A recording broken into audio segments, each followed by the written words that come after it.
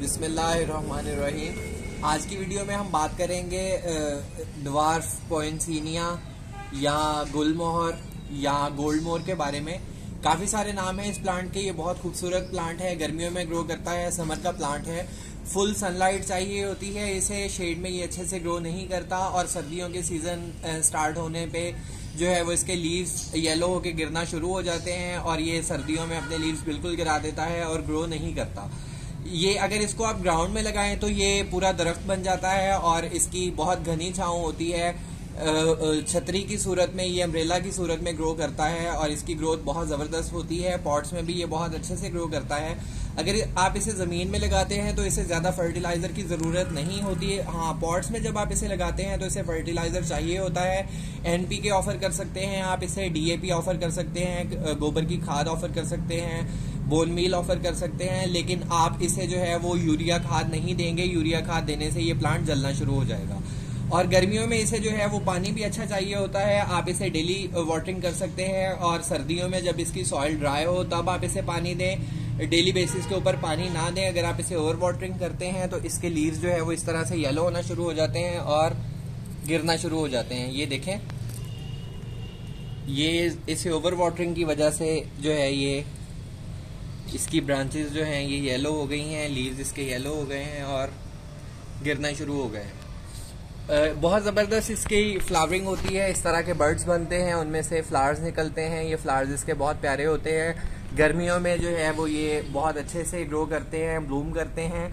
और ये प्लांट ऐसा है, शाम के वक्त जब अंधेरा होना शुरू होता है, रोशनी कम होती है, तो इसके लीव्स इस तरह से बंद होना शुरू हो जाते हैं।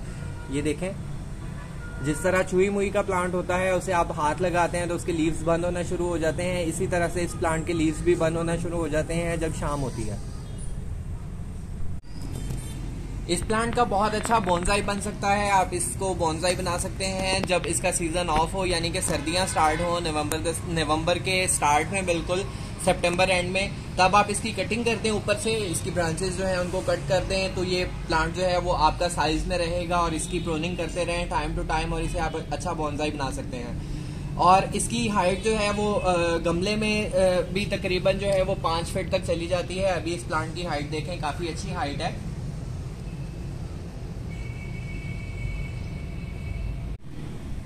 भालू मिट्टी में जो ये प्लांट बहुत अच्छे से ग्रो करता है, इसे किसी और चीज़ की ज़रूरत नहीं होती। सिर्फ भालू मिट्टी में आप इसे ग्रो करें तो ये बहुत अच्छे से ग्रो करेगा। और भालू मिट्टी में जो है वो पानी ज़्यादा देर तक ठहरता नहीं है, तो आपने इसे जो है वो वाटरिंग डेली बेसिस पर भी करें तो ज़्यादा नुकसान नहीं होगा। ओवर वाटरिंग आपने इसे नहीं करनी, स्पेशली समर सीजन में जब इसका ऑफ सीजन होता है तब आपने वाटरिंग का बहुत ज़्यादा ख्याल रखना है।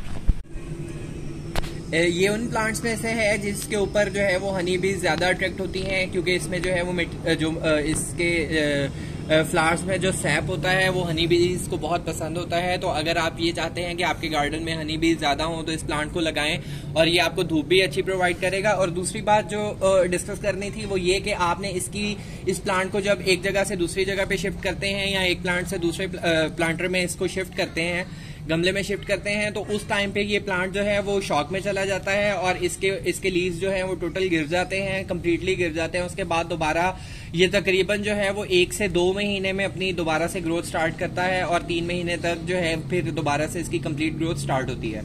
तो जब ये आप इसे ट्रांसफर करें और ये लीव्स गिरा दें तो तब परेशान होने की जरूरत नहीं है। आपका प्लांट जो है वो मरता नहीं है, लेकिन जो है वो लीव्स गिरा देता है। दोबारा इसके लीव्स की ग्रोथ थोड़ा टाइम लेती है ग्रो करने में।